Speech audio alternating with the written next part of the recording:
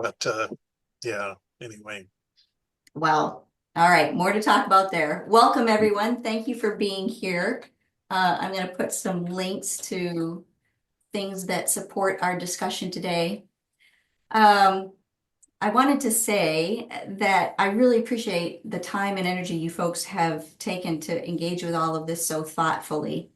And today's session, you'll note I brought it down to an hour rather than the hour and a half that we had scheduled. It's really not about rushing to a decision but more about pausing to reflect on where we are, where we feel that we're aligned, and where we can refine further. I'm not opposed to taking a vote around, especially the voting and the governance model, but I'm not pushing for it today. What's clear is all of the responses to the survey show that there's a strong investment in this work. And so we're going to honor that today by creating some space for some exploration rather than the pressure to finalize. So I'd like to start by just giving a quick overview. In your packet, you'll notice you don't have slides this time because there just wasn't time to prepare them. But what I did do was create a final sort of overview summary of the results of the survey, as well as the full survey results, which start on page 5, or maybe it's 6 if you include the agenda of your packet. And today, what I'd like to do is go through each of the topics that were on that survey, the governance model, the voting model, the member roles, the MOU for the BHAC and the BHC, and a little bit about metrics. And the way I've decided to do that, you'll notice in the links that I'm putting in the chat that there is a discussion guide. Just putting that in there. That I'm including just so that you guys can see. It took me a bit just to get everybody's responses wrangled into a document, and now this discussion guide is kind of how I'm going to walk through our conversation today. Basically, it is to take each topic, and you've seen, for instance, if we start with the governance model feedback, that in the summary, I've created just a quick paragraph of summary, as well as a couple of recommendations that we might think about. And in this discussion guide, starting on page 2 with the governance model feedback, I have a discussion question that we might consider. Some answers that I thought about as I thought about that discussion question, in case nobody had just the mental bandwidth to think of answers to this question, but what is there might help us jumpstart our discussion of whether we agree or we disagree with some of the answers that I sort of brainstormed. So for the governance model feedback, there was strong support for the hybrid model, and that's not to say that there wasn't great support for the collaborative model as well. My recommendation is that we think about adopting that hybrid model and really pay attention to what refinements can we do to make sure that we're addressing leadership transitions, ensuring that we get the input from especially the smaller agencies or organizations that are at this table, so that so that as much as we can, we've been as much to the collaborative part of this hybrid model while still keeping the efficiency that I think is what drove many of us at the table to think that that was probably the way to go. So my question, oh, and then there were 2 other recommendations. One was around sort of having a time-limited lead role. And when I say a lead role, I could call it a chair and a vice chair. I don't know if that's what you guys want to call it. And the one would sort of, it would be a 2-year term, and then the vice chair would be able to overlap and sort of learn what was going on before it switched over to the vice chair, and then we'd bring in a different vice chair and sort of keep it going that way. And then the last thing, of course, is to formalize governance policies to define roles, quorum requirements, and decision-making thresholds. So when I thought about what could we explore here, you'll see that in the discussion guide on page 2, the question is what refinements or adjustments would make the hybrid model most effective for this group? And I'm looking to see how many there were. I think most of the people on this call were hybrid, but there were some who might have been really focused on the collaborative model. if we look at the different things that sort of I dreamt up while I thought about what refinements could we make, are there others, and I'm especially asking those who were advocates of the collaborative model, are there things in here that you see that resonate with you or that you'd like us or other things you'd like to see us add to it? So I'll start there. Any feedback to the refinements that we could make to the hybrid model? And you'll I notice, think we could, oh, sorry. go ahead. I was gonna say, we could refine it by making it collaborative. All I'm right, sorry, I that's Sheriff Snow's input. Is there anybody else couldn't who help would like that. to step up to the microphone? I'll second that. The hybrid, actually, there was an offer on hybrid but weighted. Is that part of this discussion right now, or is that not? Because it Well, wasn't. it was if you go back and you look at the feedback, we had one person who I think found that as an option, but it could be a refinement that we include in the hybrid. And maybe it's not all of the time, but maybe it's when it's appropriate, and maybe that's a way to weave that in there. I liked the reasoning, and I think it was you, Apple. Yeah. Yeah. And all of you can see everybody's reasoning and thoughts in the full overview of or it's not the overview, it's the detail of what we got back in terms of feedback on that survey, which is in your meeting packet. So if you're wanting to remind yourself of what the hybrid governance model is, you can click on this link over by the hybrid governance model overview.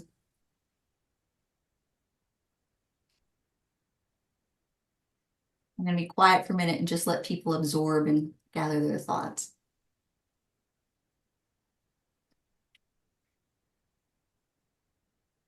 What page are you looking at? Yeah, I gotta confess, I'm trying to find where you're talking, Lori. I can't see where you're pointing at. Okay, so if you are looking at the discussion guide, and I'm going to put that link right here. And Is it in that document? it's if you click on the link to the discussion guide in the chat. If you look, it says hybrid. Right, it's in the middle of it, said hybrid, and you click and you just click on it, it goes right to Oh, the I'm hybrid. sorry. You were wondering where the hybrid governance model overview is? I was looking in the document that you sent to a couple hours ago. Is that where you wanting us to look? The document that I sent last night is the packet. Right. Is that where we're supposed to be looking? I'm encouraging you to look in the discussion guide, which I've made since I sent out that packet. And the discussion guide link is in the chat. Got it. You want us looking in the chat, not on the resources you emailed out. Okay, I got it. Yeah, I was looking on what was emailed. Yep, and me wondered too. that. Yeah, I'm sorry. I in order to get the summary together, we had to get that out first, and then the discussion guide is something that I've just been able to create since then. Now I got it. Give me a second. Well, I'll say, I voted for the collaborative, but I think the hybrid model is a great second choice. So I'm happy with this choice. I don't have any problems with it. So happy to dig into it more. And even looking through the guide, sometimes I'm not sure exactly what it means compared to the collaborative in a lot of places. So maybe can you highlight, just give us a couple examples of decisions that would go differently between the hybrid or the collaborative model, kind of a practicum conversation? I'm sorry. Now For instance. So the voting is where it will matter with the hybrid model versus the collaborative. Mm-hmm. And in the vote, and if you move forward then in your packet, if we were to jump forward from the governance model to the voting model feedback, there are a couple of voting scenarios that I've got. I think it's on page 5 of that discussion packet that I thought we might look at together and sort of explore how that would be different or how it would work under the hybrid model. And I'm happy to jump to that if that's a good piece of the discussion to jump into. Well, I guess when I was reading through them, they seem very collected. The voting and the governance almost like the same thing. So it feels like part and parcel of the same thing to me as I try to wrap my head around it. But I'm happy to proceed I think, I think however you want. I the guess hybrid governance model has to do with, are we sector-based or are we organization-based? And Mhm. and the hybrid model sort of says, well, what situation are we looking at? And then, and I see Apple nodding her head. What situation are we encountering? And then what makes the most sense there? And Apple, I welcome you. Oh, I'm nodding my head because you're right. The situation sometimes calls for the strategy, but the hybrid design has both and in it, which I think is more like how we are as a consortium anyway. And so I'm not opposed to moving forward similarly as we have been in terms of our representation definition, where there's both. There's sector representation and there's organizational representation. I can tell you that a board that I am on otherwise, I am a sector representative and I work very hard to caucus across an entire region of public health folks. And I do it, but I have to say, I put a lot of time into it. And that's important, but it's not the only way to have representation on a board. In this case, I feel like if you have both and sector as well as orgs, especially in a small county where we don't have a lot of us to go around, we'll get everybody that we need. I mean, I don't personally want the BHC to be too enormous for logistical reasons, but I also know that lots of different voices count. Is that helpful, Greg? That was super helpful. Yeah, thanks. And I mean, I don't know how long we want to talk about this. How many different decision points do we have? We've got just a couple of others here that I'd like to walk us through. The voting models. Okay. I thought it might be worthwhile. So the voting model discussion in your discussion packet starts on page 4 of it. And the question that I thought it might be worth exploring there is, how do we ensure clarity and fairness in whatever voting model? And so I gave a couple of things that I think about when I think about the voting model. And then I thought that we might talk through a couple of voting scenarios. On page 5 of your discussion packet, the first scenario looks at considering the decision of whether or not we would allocate funding for a new initiative, and looking at weighted voting among a larger versus a smaller organization, how would that work? And it seemed like the larger organization would advocate for proportionate funding based on services capacity, while the smaller group would request an equal share to ensure sustainability. And so there's a discussion prompt there that I'm happy to go explore, or we can breeze through everything and come back to this discussion if you'd like to get through everything first.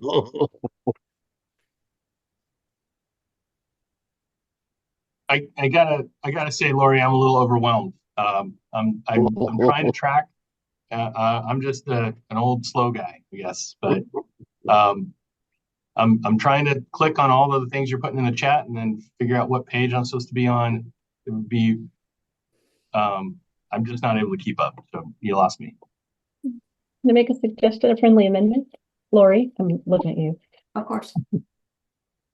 Perhaps if we take the scenarios that are categorically under the various strategies and you put that particular page up for all of us to see. I realize that you would like us to not have a document in our faces because then we can't see each other. But that might just visually align all of us to take the same breath page. Then we'll feel more grounded perhaps, and we can talk through a scenario at a time at whatever pace makes sense for everybody. Just a suggestion. Let me get the page up.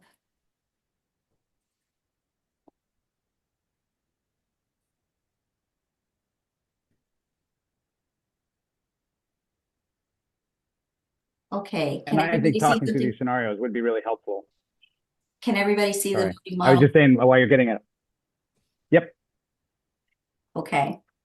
And Chief Black, thanks for orienting us around your disorientation so that we can get everybody oriented to the same content.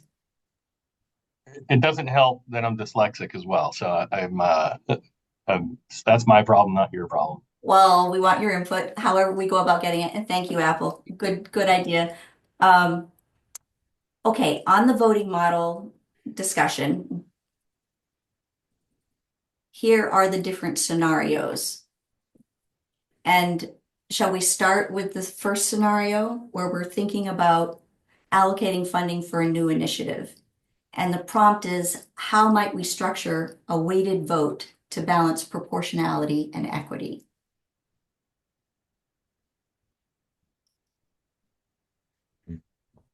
So we have larger organizations and smaller organizations, and we're wanting to make sure we get fair representation. And I guess my initial brainstorm off this, I guess, is that we shouldn't have weighted voting. But, and we're often the smallest county in a room, and, like Wasac is moving to proportional voting right now, and it means that we get a tenth of a vote, basically. And I think at this table, being around it means that we're all around it. So I would argue against weighted voting. Okay. But I'd love to hear arguments otherwise. I think that, when you talk about funding initiatives, I guess to go on a little, all of us have our eye on the whole sector from our organization or sector, mini sector. And it seems, I know sometimes these initiatives are going to a particular organization, but I don't know. I'll stop there. I'm not making a lot of sense, but I would vote no weighted voting. In this And the county's the biggest organization, so we get the most votes, except the hospital, I guess. I would second that. Well, is that what weighted always means? I mean, what if you're weighted in terms of the service you provide? And what if you're the smaller entity and you're the only one who provides the service, and I'm a bigger entity, but I don't have that service? Wouldn't I'm just asking, maybe I don't understand the weighted concept as well as I thought I did. Because the way you're saying it, Greg, is that weighted means the bigger, the more. And so maybe it's around the Often criteria. that's how I interpret it. Could we, Sorry, Lori. as our own table of folks, decide where we want to consider weighting?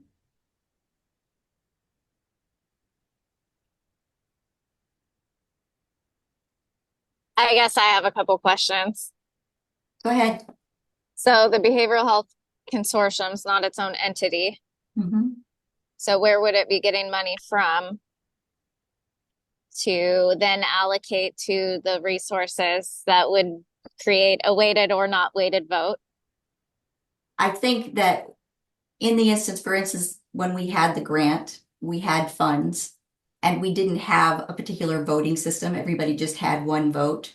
And I think that that is a scenario if the goal is to go out and get other grants that we use across collaborative projects, as we did that last grant. That was where I got the idea for this particular scenario.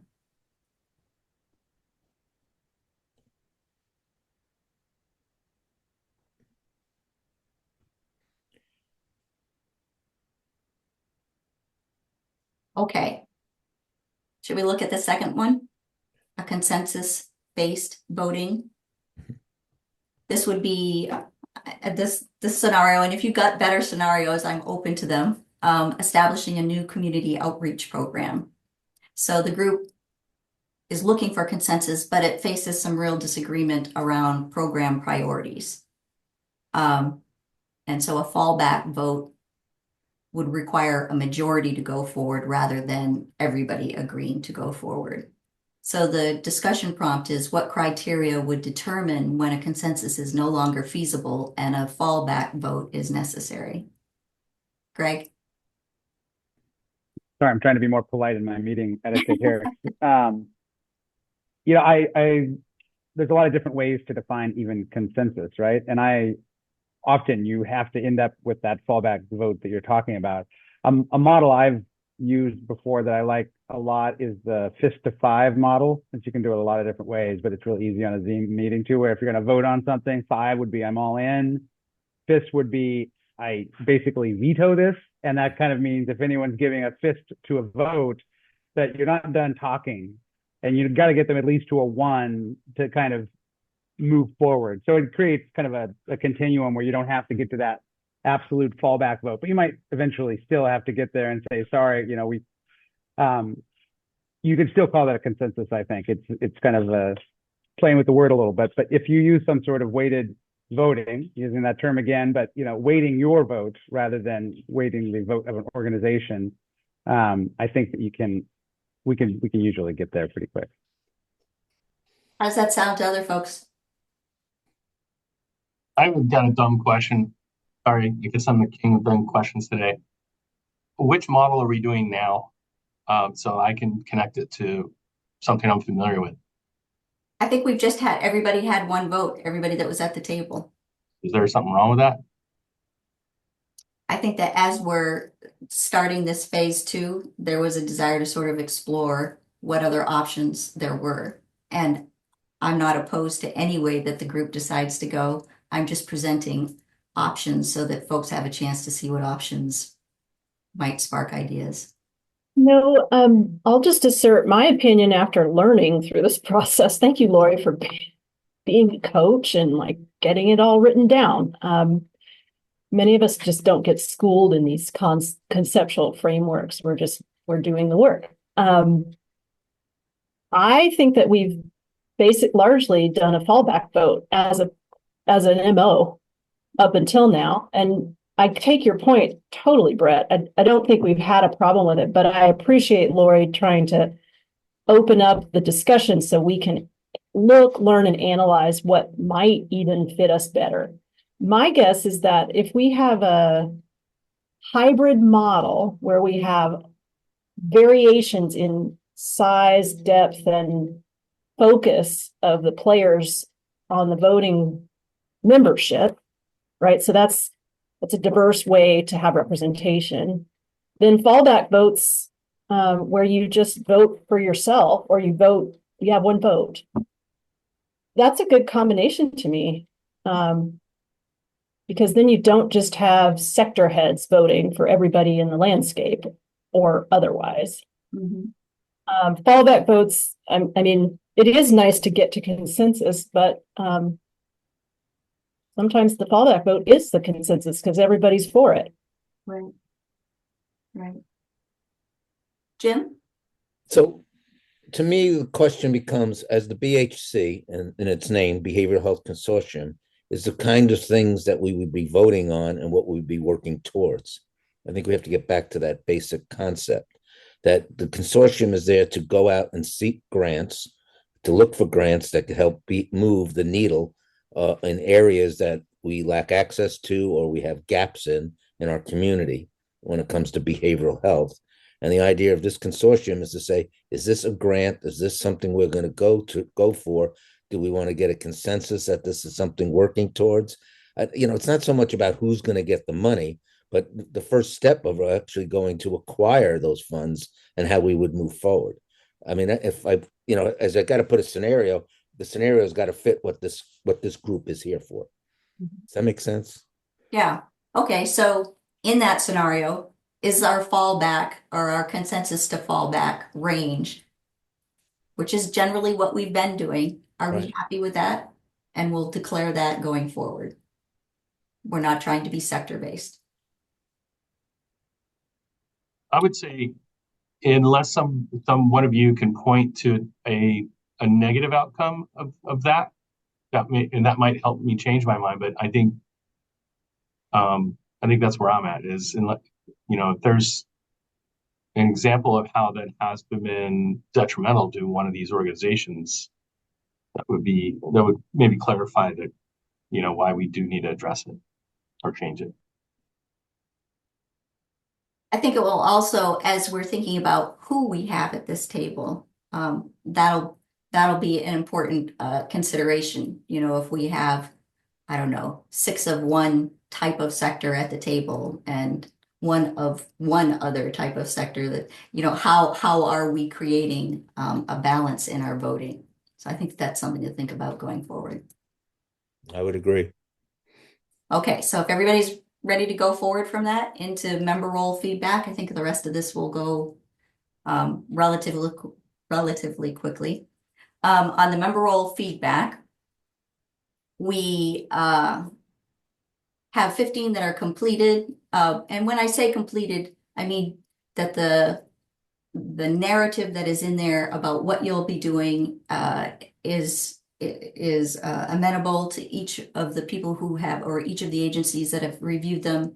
And we know that we still need to clarify what our data sort of contribution is going to be, but we really can't do that until we've decided as a group what our metrics are going to be and what data we want from everybody. So it's just a space holder in there. But on every other aspect of that member role, we have, for the most part, everybody either having handed it back in or are in the process of finalizing their edits. I think that the only person who hasn't responded yet is the prosecutor's office. And as we think about going forward, I'm not quite sure with this group. I just want to come clean and say I'm not quite sure if I don't have engagement from the prosecutor's office. I'm not sure what my next step should be. So I look forward to some brainstorming on that, how we can best sort of bring that in. And I understand that various parts of the court are very busy at different times of the year or all times of the year. So figuring out how we're going to get that engagement, I think, is something to think about going forward. So I had a bit of discussion, but I don't even know that we really need to do much with this. I welcome you folks taking a look and seeing if there's anything more that you'd like to add, but it seems like most everybody has gotten back to me. So I'll just leave this here for a sec.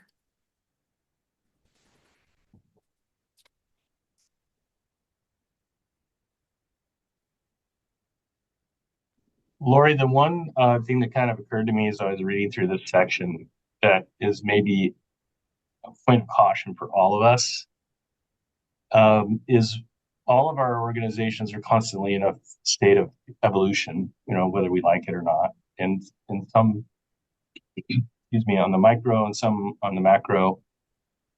And just speaking for my organization, we've done a lot of work in the last couple of years on strategic planning, standards of cover, what our community wants from us, what are our values, etc. And when I read through the section I'll just pick on my agency, there were some things in there that did not align with any of the things I just mentioned. So I'm a little, I guess I'm pointing out that it might be a little too descriptive, and we risk, you know, for East Jefferson section in particular, if something were to change, or I did make them align magically today with what we have in front of us on the screen, what happens in the future in 3 years when we update our strategic plan and we decide to do something different? And now I have 2 different documents that say that I have different roles, you know, collaborative opportunities, accountability mechanisms, etc. You know, I think I sent you some comments about our role as a mental health responder, was the thing that I was a little wary of, is whatever we put in this document may match our own organization's strategic vision at a moment in time today, but it may change. So I'm worried it's a little too focused, a little too descriptive. Well, first, the document that you got was genuinely just a place to start. There was nothing prescriptive about it. Yep. The idea that, and I welcome other folks to join in and say, you know, how these struck them. We have had trouble in our earlier iteration of folks saying, I don't even know what my role is here. And so this was a trying to define what are our roles, and not that I define them for you, but that you each define why you're at this table and what you want to accomplish, and somehow we make that integrate well into a full consortium table. I would look at these documents as living documents that are certainly available to be updated, but I think we're trying to create a sense of clarity around why folks are here, what they're contributing, and what we want to do with each contribution toward a collective or a collaborative result in our community. Yeah, I took your demonstration language as such. I wasn't trying to fault find. I'm just saying if I made it match today what we're doing, and then all of a sudden in a couple of years, the next crazy fire chief convinces my board to do something different, or maybe stop doing something we're doing, then now we have, because it was so focused, I'm wondering if there's a way we could back out the lens a little bit. And as far as the specific roles and responsibilities, and still accomplish what you're looking for. And I do think we should. I think I was one of the people that maybe you were referring to a minute ago. That what is my role here? I do think we need to clarify that, but I think there's the right level of zoom in, if you will, to where we're not having something totally different. Well, first, let me open it up. Are there other thoughts that you've all worked on these member roles? So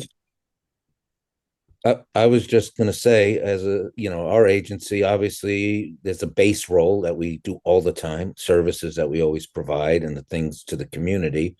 But we have a strategic plan or 3-year plan that, in 3 years, we may have other things that we're doing. There is a process of change that occurs. We don't stay at a certain level. We add different programs that come along, and as we add those programs, it says your role in this, you may update your role, and say that we now have added and broadened our base a little more.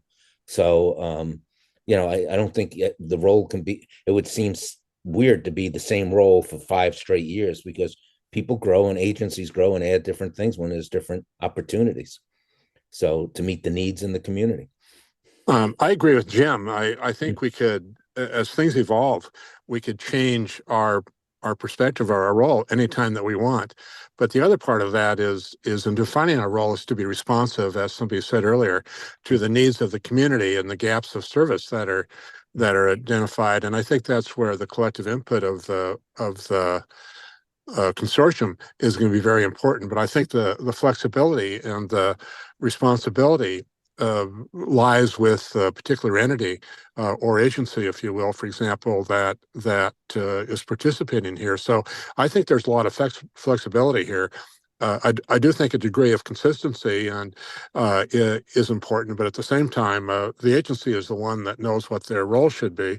But again, there could certainly be input from the consortium as a whole to help define that. So in my view, there's sufficient flexibility built in here, as Jim was saying, that we can alter things as we go along.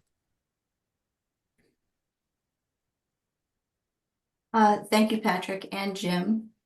Other thoughts on that?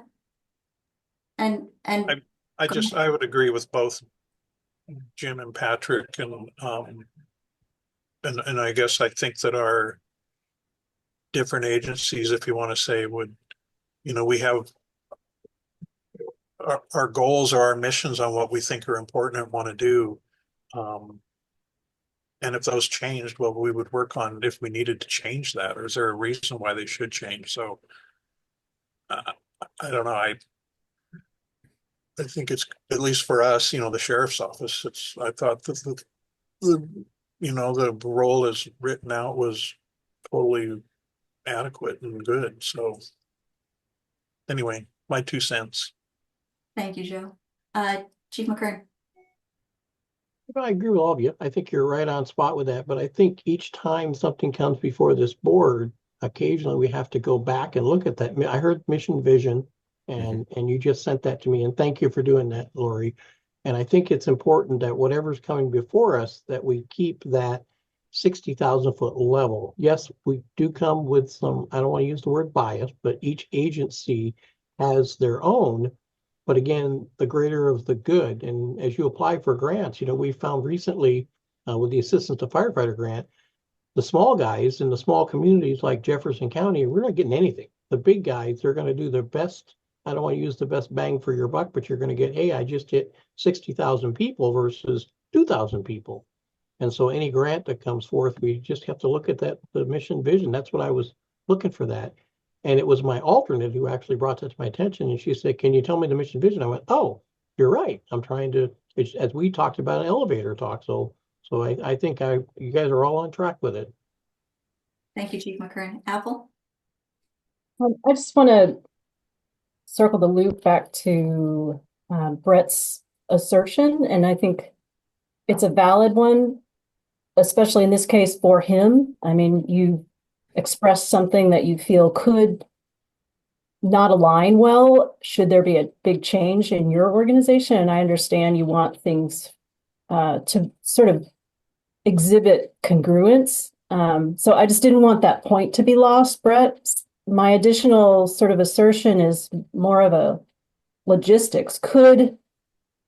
Since we have been part of writing these role descriptions for our various sectors or organizations, could the one for fire be a little less descriptive? Is there anything wrong with that for an individual role to be a little less descriptive to sort of address Brett's notion? I mean, I'm sort of thinking there's a middle ground there because that's what I know. Lori, I think what's really powerful is that you're very helpful in helping us really get at definition and really think critically about what it is we bring to the table and why we come here, right? So this is an exercise for us. In writing them, it seems to me that you also don't want to chisel yourself into a box, right? So I even wouldn't though want anybody to feel that way at this table. Yeah. So in taking what Brett has offered from his standpoint, it seems to me that the writing of it could be backed out a little bit, zoomed out a little bit, just so that he's not feeling sort of. So I think what makes sense is, Brett, that you write that as you would like to see it. And if people are bought into that, that is absolutely what we want to do. And I want you to feel good about not just you, but I want your agency to feel good about being at this table. And that, of course, we want to be stepping, hand in hand with you as opposed to dragging you or pushing you. Yeah, I definitely don't feel dragged or pushed. But thank you for being amenable. I think, and maybe it was part of the pandemic paradigm that kind of thrust into leading an organization that didn't actually have a strategic plan when I got here, and now we're kind of building the plane as we're flying through the air and trying to still address important projects like this. This organization is something I'm really passionate about. I know my board's really passionate about, but make sure I'm handing it off to the next crazy fire chief with some clear road mapping of how we got to which is not what I inherited. I think that and that's not a BHC problem or your problem. That's my problem. So I'm trying to do some foreshadowing and constructive thought into how I build our section so that it just doesn't land on that person's plate. Okay, all I have to say is you and Sheriff Knoll cannot leave at the same time. That would be very. All right. Do we have anything more that we'd like to say about the member rule discussion, or could I move on to the BHC? All right. So I have two pieces having to do with the BHC MOU feedback. The first thing that I wanted to focus on is that the feedback was that there are, potential benefits for stronger collaboration between the two groups. And there were some concerns that were raised, both about transparency and vulnerability.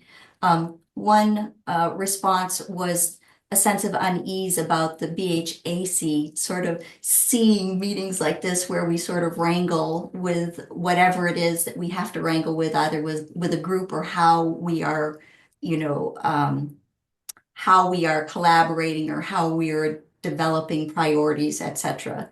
And so the comment, it highlights this tension between the desire for collaboration and the need for the consortium to be able to project cohesion to our external folks and still be able to have the hard conversations at the table.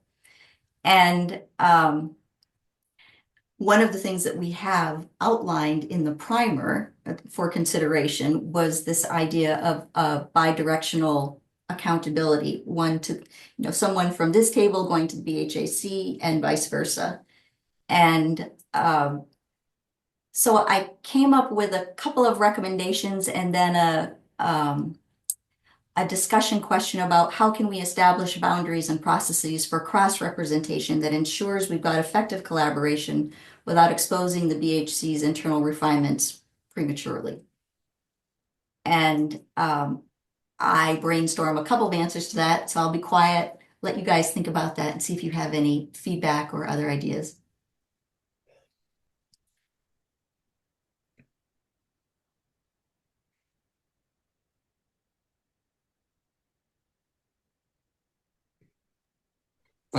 Lori, Patrick Johnson here again. I'm a member of the BHAC, and I'm wondering if there are deliberations and discussion and so forth taking place with the consortium that wouldn't be readily available.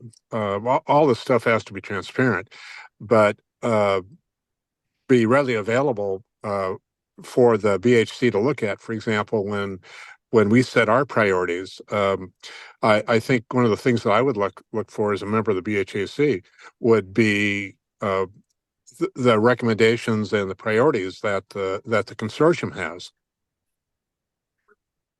I hear what you're saying in that all of our meetings are recorded. We've got plethora of notes and backup for everything.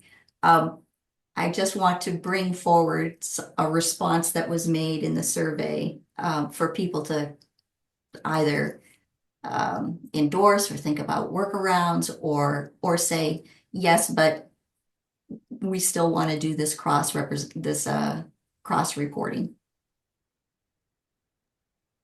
Well, there clearly should be there clearly should be interaction and all sorts of communication going back and forth. The consortium reaches a broader part of the community, including everybody that is in this meeting, and that's incredibly important. And I wouldn't want us to create a problem where perhaps there isn't one.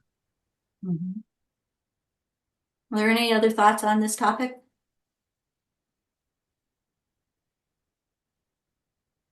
Joe here. Were you gonna go, Greg? No, after you. Oh, I'm not sure that I'm really understanding it all the way, but I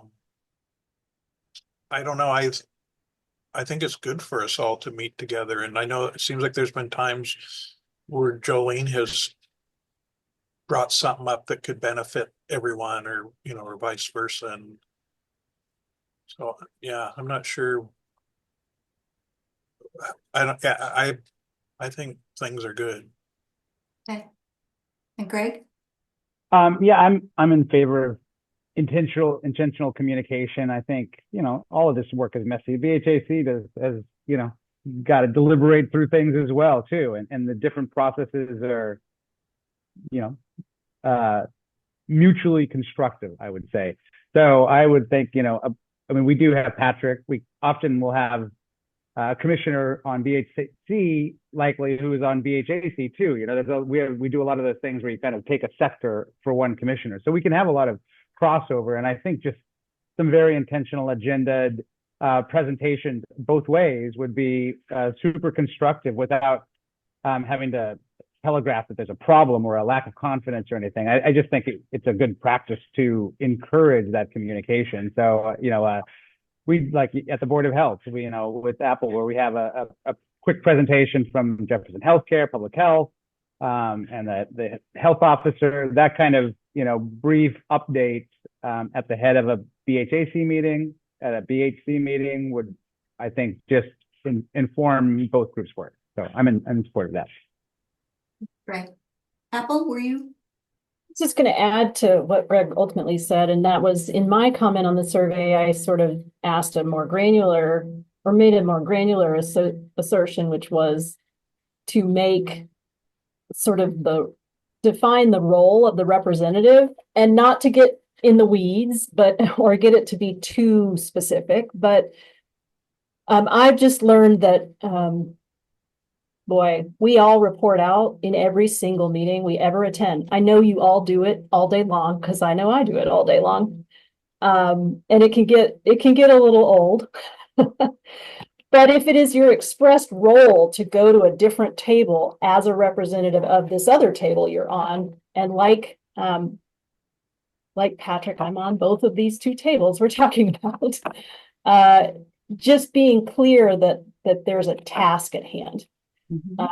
And I've been guilty of this myself, like internalizing what I'm seeing at one table, and then the expectation would be that I would try to caucus that at the other table. And I don't know that I hit that mark every time, but I think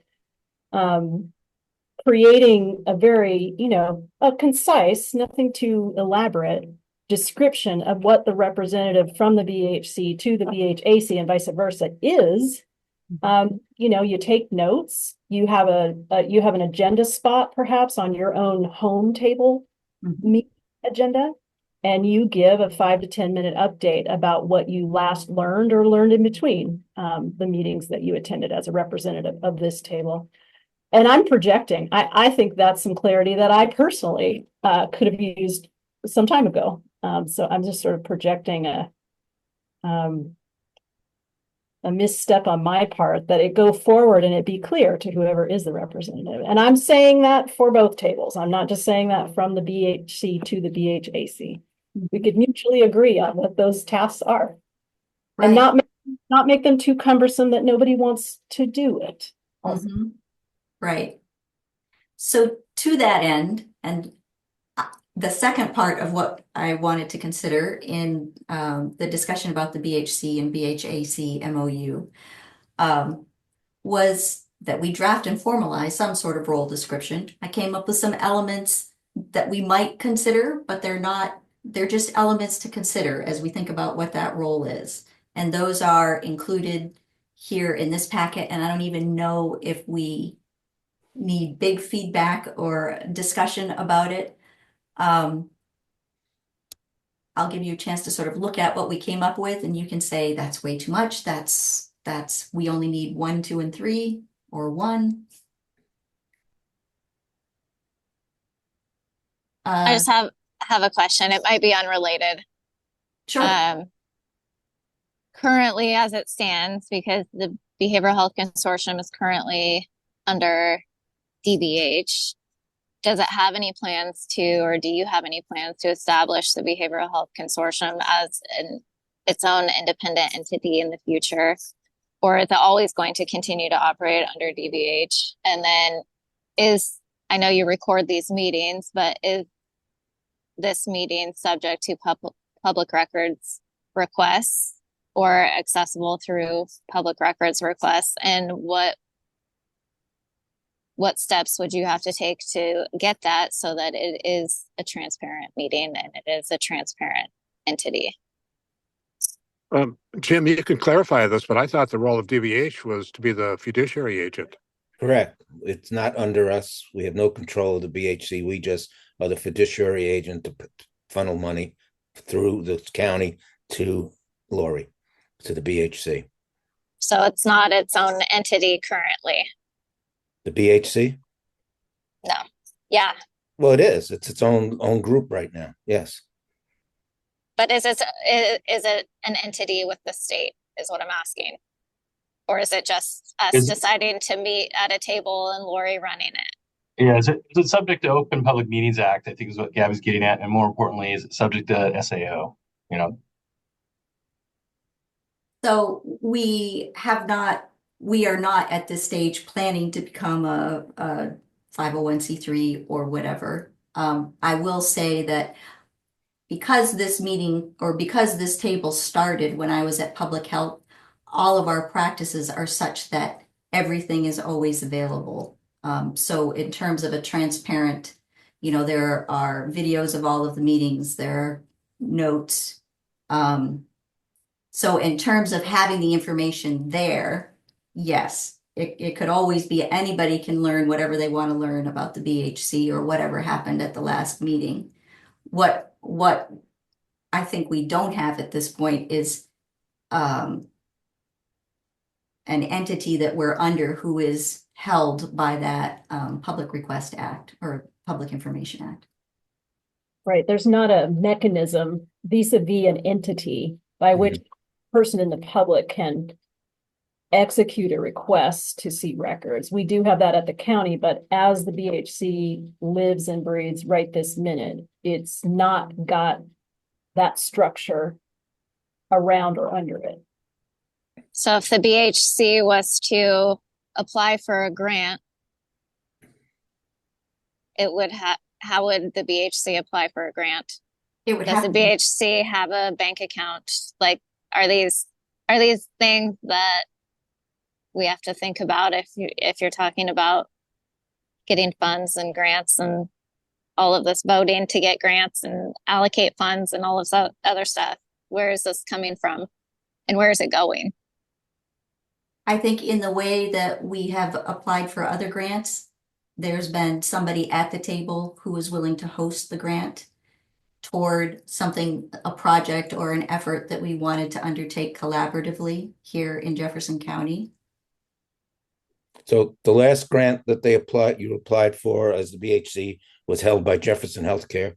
They were the ones that was signed off to hold on to it.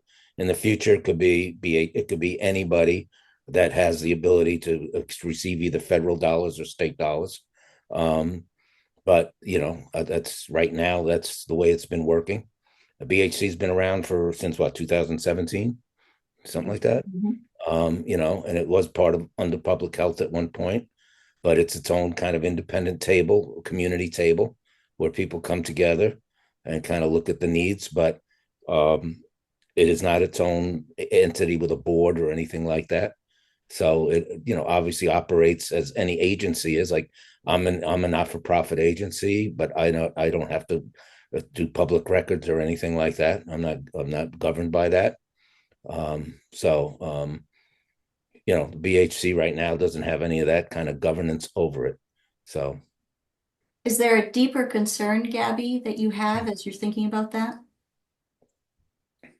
Yeah, I mean, I just want to know, like, I guess more about what our role here is and what we're doing, because any of us can collaborate with each other outside of this meeting and go after grants together. Like, if that's the role, if this is to collaborate and then somebody has to be the entity going after these grants, then why are we meeting at this table to do that when we have 10 other meetings that we all go to? We all talk about the same things related to behavioral health. And I mean, what are we doing? Are we voting to see if Jefferson Healthcare and DBH and East Jefferson can go after a grant together? They're going to do it anyway. And I think what Gabby's saying is kind of what I've been trying to express is I don't see a lot of I see all the same faces as BHAC on the same meetings, and there are plenty of groups that manage different pots of money with different missions, and I think that being wise and collaborative with how BHC interacts with BHC should be a higher priority in my mind, and they should just be one entity or one entity that oversees them both, however we want to frame it. Particularly if you're telling us, Lori, that they're not a government entity or a 501c3, that we would have to deconstruct. If we're building a new plane, which is what I see up on the screen in front of me, let's build a plane that is more collaborative and inclusive, that oversees them both, since there's so many missions that are aligned, and be a little more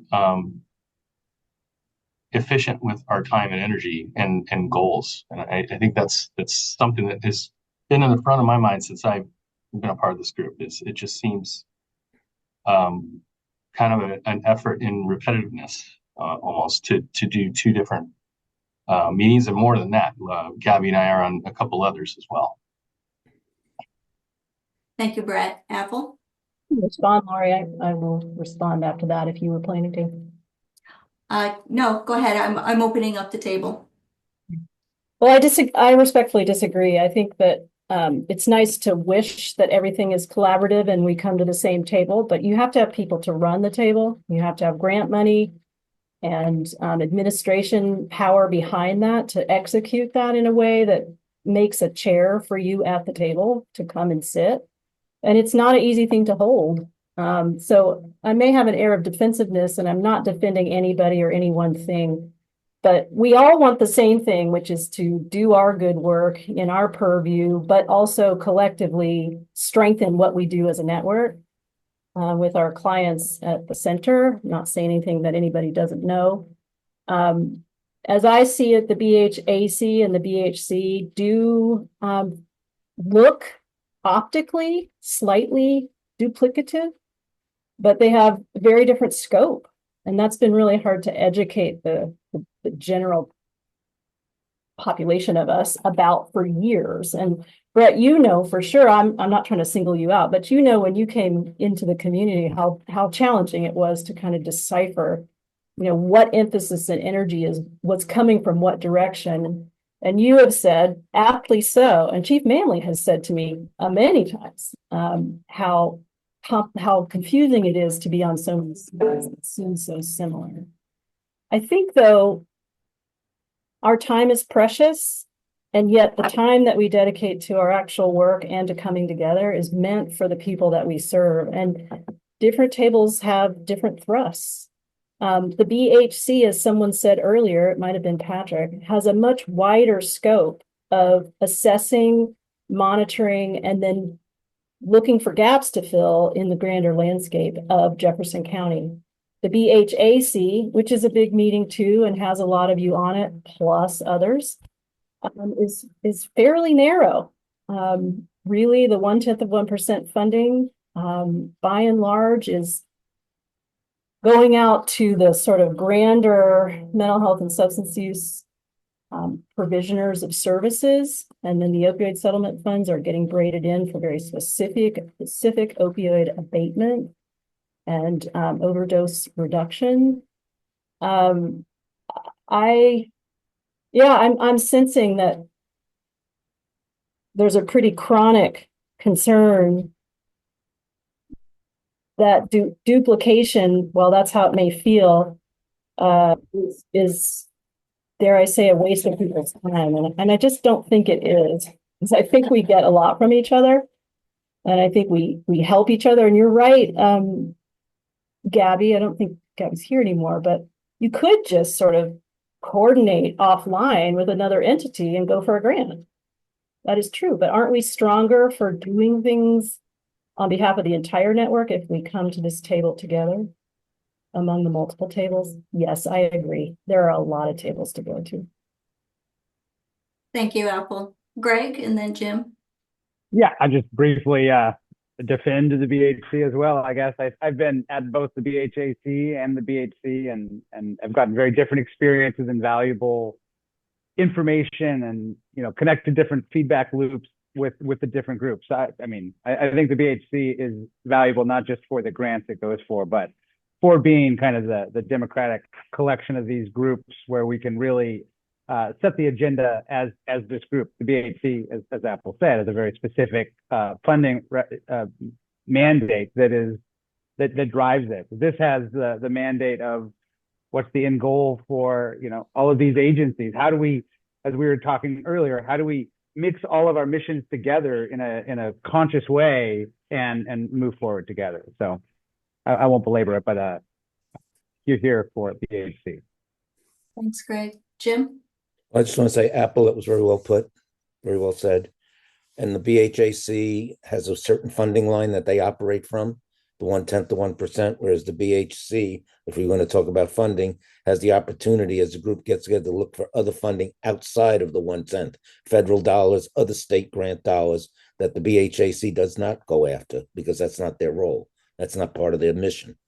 So that's the funding part is different there. So therefore, this group, when I came here 5 years ago and sat at this table, it was amazing to see something like this, where people can come together from different parts of the community and understand that behavioral health issues in the community, how do we fill those gaps? The BHC fills certain gaps by sending out RFPs where people need money to do certain things. But this table really looked for other ideas and other places to find those dollars that you normally wouldn't have funding within this county. So, I mean, and it is a collaborative nature in a sense. So, and I mean, I'm not afraid to be blunt. I'm from New York. I mean, if you don't want to sit at this table, nobody's forced to sit at this table. People choose to come to this table to share and be collaborative. Thanks, Jim. Mhm. Chief Black? Yeah, I appreciate everyone's comments, and I don't know that I necessarily said anything that deserves a defensive posture. I'm committed to collaborating with all of you here and in other venues. I think what I'm pointing to, I can't speak for Gabby, is there are many organizations, communities, counties, collaboratives that have more than one bucket of money or mission that would oversee something like the 10th 1% and the opportunities that the BHC goes after with the same group of people. And I think that is what I'm pointing to, is maybe this is an opportunity to be more efficient and still meet the needs of both groups and all of our organizations as well. We've benefited, East Jeffs has benefited from money from both groups as well. And so I'm not trying to say that we don't appreciate the BHC or our participation. It just seems very duplicative that we're so closely aligned with what we're doing, in some ways doing the same thing, that it, to me, and I think there's people that are, haven't spoken up that are texting me right now. I'm not the only one that feels this way. It's not that a BHC isn't valuable. I just think it's so similar. Why wouldn't we have just one group oversee both and facilitate, the BHC 10 to 1% spending and proposals, and then facilitate what the BHC does. I think we can walk and chew gum at the same time, and there's plenty of examples out there for organizations that do it. And that's my only point. I'm not walking away. I do appreciate all of you, this organization, and the partnership. But as being part of several other local government boards, like JEFCOM and the EMS Council, our bylaws are, a fraction as large as what we're looking at writing for the BHC. It seems like we could be much less structured and still accomplish the same thing for everybody. That's really what I'm trying to point out, is our time collectively is valuable, and that's really my ultimate point. Thanks, Chief Black. Viola? You know what? I think you might be muted. Yeah, it's one of those weeks.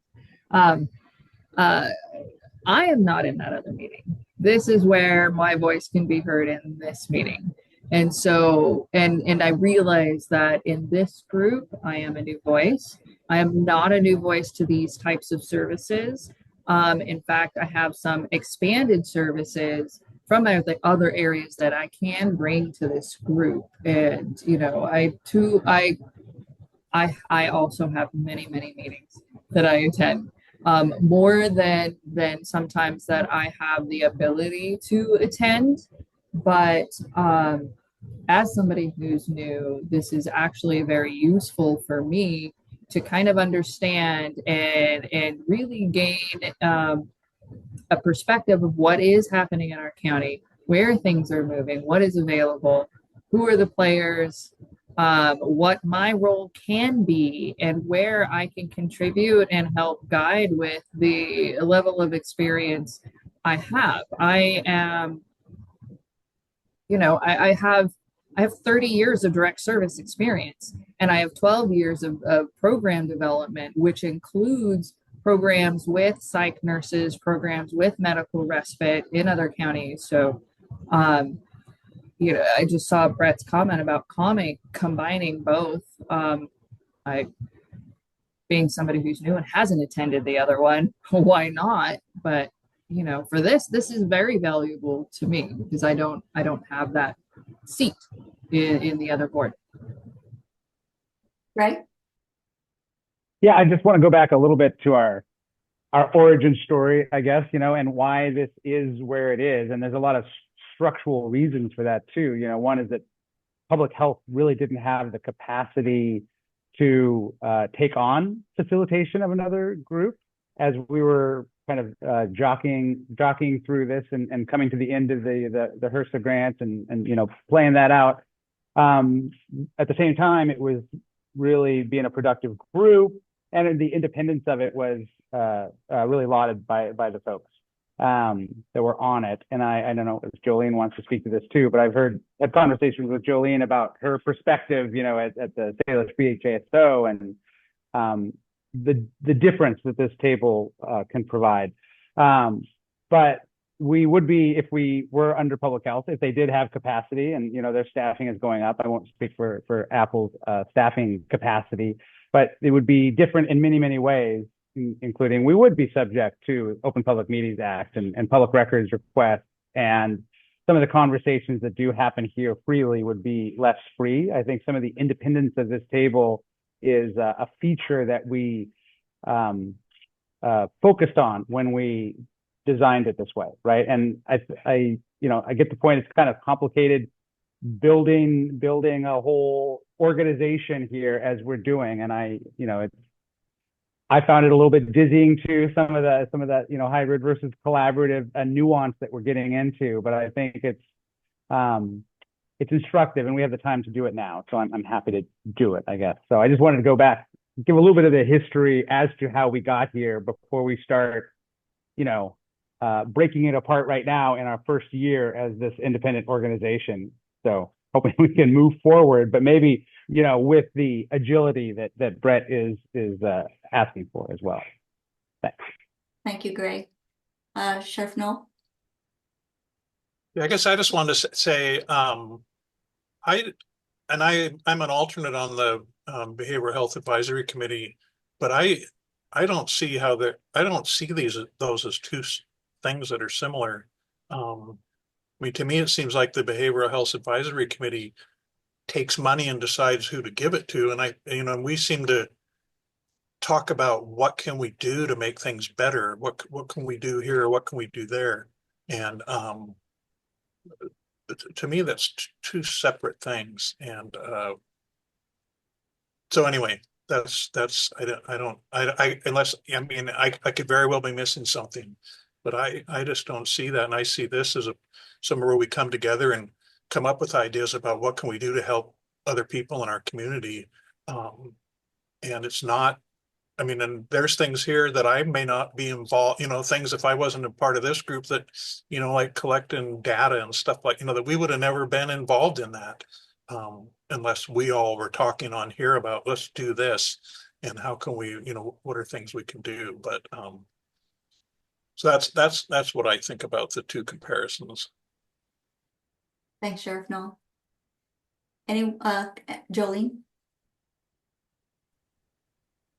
Yeah, I just want to echo kind of what Sheriff Noel said. I think that one of the things that is really clear is the BHAC, the 1/10 of committee, those committees are very prescribed based on the statute, and they have a very specific purpose. And this group definitely has had a more broad vision and view of how to solve those problems.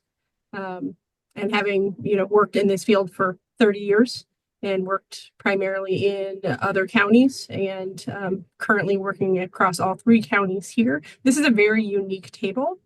And the benefits of the participation at this table, I think, do go across not just services, gaps, data, and are looking at things in a much more holistic manner that allows for greater collaboration And there are side collaborations, and I don't think that this group would ever dissuade any participation there.